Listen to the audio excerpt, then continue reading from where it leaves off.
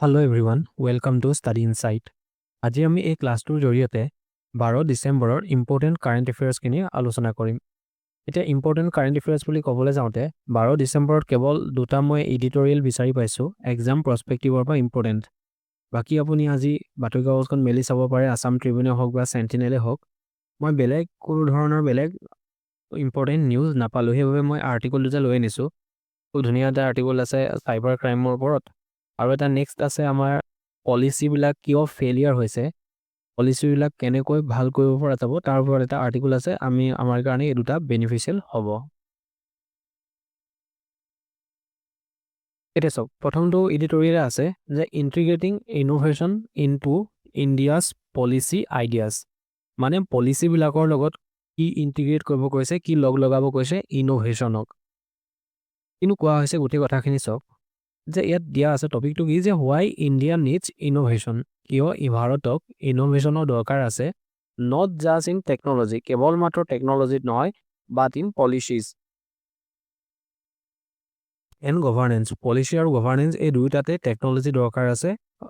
Innovation দৰকাৰ আছে not only in technology. ইয়াত কি কোৱা হৈছে চাওক যে আমাৰ ভাৰতৰ আটাইতকৈ ডাঙৰ প্ৰগ্ৰেছটো এতিয়াও নতুন গেজেট বা এপ এইবিলাক বনোৱাৰ পৰা নাহে কিহৰ পৰা আহিব বুলি কৈছে from new ways of making and delivering government policies গভৰ্ণমেণ্টৰ পলিচিবিলাক নতুন ৱেত বনোৱা আৰু ডেলিভাৰ কৰা তাৰ পৰাহে আমাৰ ভাৰতৰ বিগেষ্ট প্ৰগ্ৰেছটো আহিব বুলি এই আৰ্টিকলটোত কোৱা হৈছে। এতিয়া যদি কিছুমান ষ্ট্ৰং ইনোভেশনৰ কথা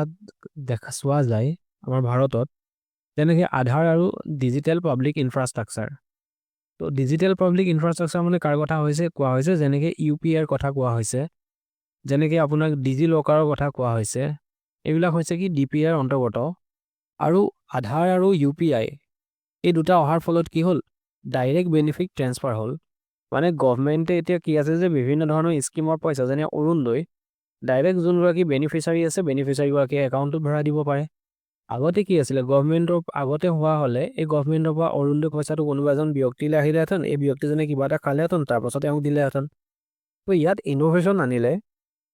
যাৰ নামটো কি ডাইৰেক্ট বেনিফিট ট্ৰান্সফাৰ আনিলে আৰু সেইটো কাৰণে কাৰাপশ্যন ইয়াত কি হ'ল ৰিডিউচ হ'ল। কেৰেলাৰ এটা এক্সাম্পল দিছে পঞ্চায়ত প্লেনিঙৰ ইয়াত কি কোৱা হৈছে যে কেৰেলাত লোকেল ডেভেলপমেণ্টত জনসাধাৰণৰ পাৰ্টিচিপেশ্যন দেখা যায়। সাধাৰণতে আমাৰ ইয়াত যেতিয়া গাঁও পঞ্চায়তবিলাকত মিটিং পাতে তেতিয়া আমাৰ জনসাধাৰণ নাযায় কিন্তু তাত এনেকুৱা ধৰণৰ ইনোভেশন আনিলে এনেকুৱা ধৰণৰ অলপ বেলেগকৈ ইউনিককৈ কিবা এটা কৰিবলৈ চেষ্টা কৰিলে যাৰ কাৰণে কি হৈছে পঞ্চায়ত প্লেনিঙত জনসাধাৰণৰ পাৰ্টিচিপেট দেখা পোৱা যায়। দিল্লী মেট্ৰ' ফাণ্ডিং মডেল য'ত স্মাৰ্ট ফাইনেন্সিয়েল ইনোভেশন কৰা হৈছিলে তো ইয়াৰ পৰা কি দেখা যায় যে যদি ডিজাইনটো যদি ভাল হয় good design plus digital system যদি কৰা হয় তেতিয়াহ'লে কি হৈছে যে এটা বিগ ইম্পেক্ট কৰিব পাৰি আটাইতকৈ বেছি বেনিফিচিয়েল বা আটাইতকৈ বেছি হেল্প ক'ত হ'ল এই DBTৰ জৰিয়তে। এতিয়া ইনোভেশন নথকাৰ কাৰণে আমাৰ ইণ্ডিয়াত কিছুমান স্কিম বা কিছুমান পলিচি ফেইল হ'ল যেনেকৈ স্কিল ইণ্ডিয়াৰ আণ্ডাৰত এজন youth in Bihar completed A retail training course এইটো কমপ্লিট কৰিলে ৰিটেইল ট্ৰেইনিং কোৰ্চ কিন্তু ন' জব ৱেৰ এভেইলেবল লোকেলি কোনো ধৰণৰ জব নাছিলে তেওঁ যোনখন চহৰত কৰিলে আৰু এনেকুৱা ধৰণৰ কোনো চিষ্টেম কানেক্ট নাছিলে এই ট্ৰেইনিঙৰ লগত যাতে তেওঁ কি কৰিব পাৰে জব দিব পাৰে আৰু সেইবাবে কোৰ্চটো কি হৈ গ'ল তেওঁৰ বাবে ইউজলেছ হৈ গ'ল এইদৰে এনেকৈ এডিটৰিয়েলটোত ক'ব বিচাৰিছে। Skill without linkage to job skill দিছে কিন্তু কোনো ধৰণৰ লিংকেজ নাই কি হ'ল জব দিবলৈ তো এইটো কি বুলি মনা হ'ব তেতিয়াহ'লে ফেইলিয়াৰ বুলি মনা হ'ব আৰু এইটোকে কি কৈছে স্কিল ইণ্ডিয়া এটা ইনোভেশন নথকাৰ কাৰণে এটা ফেইলিয়াৰ হ'ল বুলি ইয়াত কৈছে। তাৰ উপৰি গংগা একশ্যন প্লেন কেতিয়া আহিছিলে 1986ত অনা হৈছিলে বহুত পইচা খৰচ কৰা হয় তাৰ কাৰণে কিন্তু পোৰ ডিজাইন ন' কমিউনিটি ইনভলভমেণ্ট উইক গভাৰ্নেন্স কেনেকুৱা কাম হৈছে কোনো নেচাই ডিজাইনে পোৰ কোনো ধৰণৰ কাম নহ'ল তাত ন' কমিউনিটি ইনভলভমেণ্ট জনসাধাৰণৰ তাত ইনভলভমেণ্ট নাই আৰু সেইটো কাৰণে বহুত কম এনেকুৱা ইম্প্ৰুভমেণ্ট দেখা পোৱা গ'ল যে ইয়াত এইটোৱে কি কৈছে যে অকল পইচা খৰচ কৰিলে নহ'ব money alone can not fix the problem অকল পইচা খৰচ কৰিলে নহ'ব। গংগা একশ্যন প্লেনত যদি আমি তেতিয়াই কিছুমান টেকনলজি ইউজ কৰা হ'লে নতুনকৈ যদি ইনোভেশন কৰা হ'লে কমিউনিটি ইনভলভমেণ্ট কৰা হ'লে বেলেগ দেশৰ পৰা শিকি মেলি তেতিয়াহ'লে কি আছিলে এইটো আমাৰ সফল হ'ব পাৰিলেহেঁতেন ৰেচন শ্বপৰ ইছ্যুটো দেখা যায় পিডিএছ যোনবিলাক দোকান আছে সুলভ মূল্যৰ দোকানবিলাক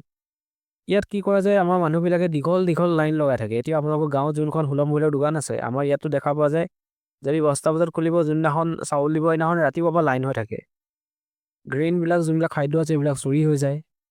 আৰু মেনুপুলেটেড হোৱাৰ মানে তথ্যবিলাক মেনুপুলেট হয় খেলি মেলি হোৱাৰ কিছুমান ৰেকৰ্ড পোৱা যায় কিন্তু এই বস্তুটো ৰেচন কাৰ্ডৰ এই বস্তুটো বহুতখিনি জেগাত কি কৰা হৈছে সলভ কৰা হৈছে কেনেকৈ সলভ কৰা হৈছে ইনোভেশ্যন আনি কি ইনোভেশ্যন ৰেচন কাৰ্ডবিলাকক কি কৰা হৈছে ডিজিটাইজ কৰা হৈছে GPS ট্ৰেকিং কৰা হৈছে ট্ৰেন্সপাৰেঞ্চি অনা হৈছে আৰু তাৰ জৰিয়তে কি হৈছে লিকেজটো ৰিডিউচ হৈছে আমাৰ অসমতে এনেকুৱা বহুত কিছুমান ব্যৱস্থা কৰা হৈছে বিশেষকৈ আধাৰক ৰেচন কাৰ্ডৰ সৈতে লিংক কৰা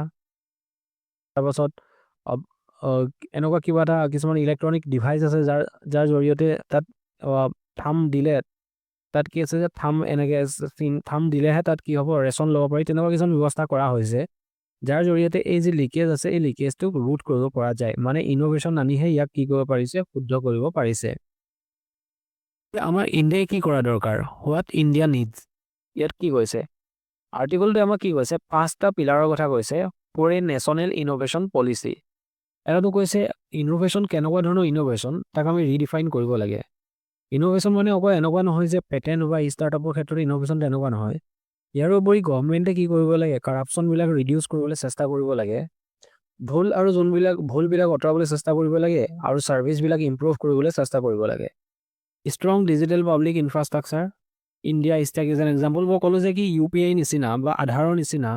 আৰু এনেকুৱা ডিজিটেল পাব্লিক ইনফ্ৰাষ্ট্ৰাকচাৰ আৰু বিল্ড কৰিব লাগে এনকাৰেজ লোকেল লেভেল ইনোভেশ্যন যাতে কি আছে মানে ডিষ্ট্ৰিক্ট ৱাইজত বা পঞ্চায়ত ৱাইজত যাতে পইচাবিলাক যায় মানে panchayat give district and panchayat money to test new ideas মানে চেণ্ট্ৰেলৰ পৰা এই পঞ্চায়তবিলাকত বা ডিষ্ট্ৰিক্টবিলাকলৈ পইচা দিব লাগে যাতে সেই ডিষ্ট্ৰিক্টবিলাকে নতুনকৈ আইডিয়া লগাব পাৰে যে এই স্কিমখন ইয়াত কেনেকৈ চলাব পাৰি যেনে এছপিৰেশ্যনেল ডিষ্ট্ৰিক্ট প্ৰগ্ৰেম ইয়াৰ জৰিয়তে কি কৰা হয় যোনবিলাক বেকৱাৰ্ড ডিষ্ট্ৰিক্ট আছিলে যোনবিলাক হিউমেন ডেভেলপমেণ্ট ইণ্ডেক্সত পিছপৰা আছিলে সিহঁতক চেণ্ট্ৰেলে পইচা দিয়ে আৰু কয় যে তোমালোকে নিজাভাৱে কাম কৰা যাতে এই হিউমেন ডেভেলপমেণ্ট ইণ্ডেক্সত তোমালোকে আগবাঢ়িব পাৰা ইয়াৰ উপৰি জনসাধাৰণৰ ফিডবেক ল'ব লগা হয় কমিউনিটি মনিটৰিং থাকিব তেতিয়া ৰিফৰ্ম এডুকেশ্যন এণ্ড ৰিস্কিলিং যাতে কি কৰা হয় যে ট্ৰেইনিং দিব পৰা যায় মাষ্ট লিড টু ৰিয়েল জবৰ কাৰণে যাতে ট্ৰেইনিং দিব পৰা যায় not just certificate learning from the global best practice Singapore য'ত কি আছে পলিচি লেব আছে পলিচি অনাৰ আগত ইয়াত কি কৰা টেষ্ট কৰা হয় যে এইটো জনসাধাৰণৰ বাবে কেনেকুৱা হ'ব এষ্টনিয়াত কি আছে এডভান্স গভাৰ্নেন্স আছে US আৰু UKত কি আছে ৰেগুলেটৰী চেণ্ডবক্স আছে এইবিলাক কি হয় যে এইবিলাক চব ছেইম হয় যেনেকৈ পলিচি লেব বুলি যোনটো কোৱা হৈছে এইবিলাকৰ কনচেপ্টবিলাকো ছেইম হয় এইবিলাক কি কৰা হয় মানে এইবিলাকৰ জৰিয়তে কি কৰা হয় পাইলট এৰিয়াত মানে অকল কেইখনমান জেগাত প্ৰথমতে চলাই লোৱা হয় স্মল পাইলট ফাৰ্ষ্ট তাৰ পাছতে কি কৰা হয় যেতিয়া প্ৰুভ হৈ যায় যে এইটো সফল হৈছে ইয়াত তাৰ পাছতে মানে বহলাংশভাৱে ইয়াক কৰা হয় তো এইটোৱে ইয়াত কোৱা হৈছে যে অকল পলিচি আনিলে নহ'ব সেই পলিচিত ইনোভেশ্যন থাকিব লাগিব উইদাউট ইনোভেশ্যন কি হ'ব যে পলিচি ফেইলিয়াৰ হ'ব আৰু পলিচি ফেইলিয়াৰ হ'লে তাত কি হ'ব কাৰাপশ্যন দেখা দিব এই কথাখিনি ইয়াৰ জৰিয়তে কোৱা হৈছে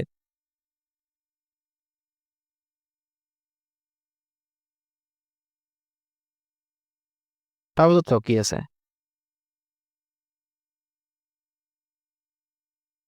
তাৰপাছত অসমৰ চাইবাৰ ক্ৰাইমৰ এগেইনষ্টত মানে অসমে কি ষ্টেপ লৈছে বা অসম কেনেকুৱা হৈ আছে সেই গোটেই কথাখিনি ইয়াত কোৱা হৈছে ক্ৰুচেড এগেইনষ্ট চাইবাৰ ক্ৰাইম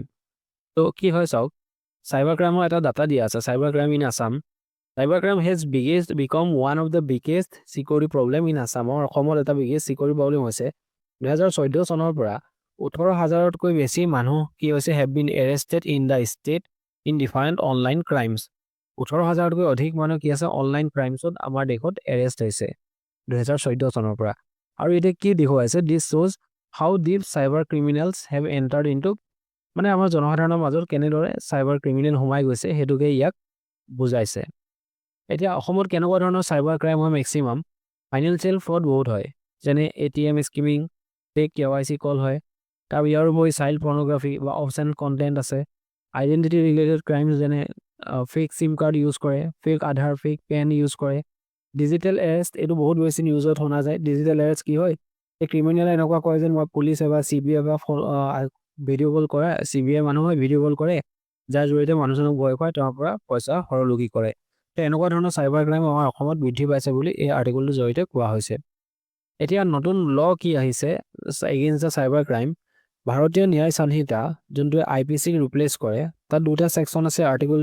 ছেকশ্যন 318 আৰু ছেকশ্যন 319। এই দুয়োটাই কি আছে যে চিটিং অন ইউজিং কম্পিউটাৰ, মানে এই দুয়োটাই কিহৰ লগত ৰিলেটেড আছে, চাইবাৰ ক্ৰাইমৰ লগত। আৰু এই দুটাৰ মতে কি আছে, 7 বছৰ কি কৰা হ'ব, পানিছমেণ্ট দিয়া হ'ব। ইয়াৰ উপৰি ভাৰতীয় নাগৰিক সুৰক্ষা সংহিতা যোনে ৰিপ্লেচ কৰে CRPCক, সিহঁতি কি কৰে, আগতে আমাৰ অনলাইন FIR চিষ্টেমটো নাছিলে, তো BNSSক যোনে ৰিপ্লেচ কৰিছে CRPCক, সিহঁতি এলাউ কি কৰে, অনলাইন FIR এলাউ কৰে। এতিয়া আপুনি অনলাইন FIR দিব পৰা যাব। ইয়াৰ উপৰি ডিজিটেল এভিডেন্স, মানে ধৰক আপুনি কাৰোবাৰ লগত পইচা শ্বেয়াৰ কৰিলে তাৰ স্ক্ৰীনশ্বট যদি আপুনি থৈ দিয়ে,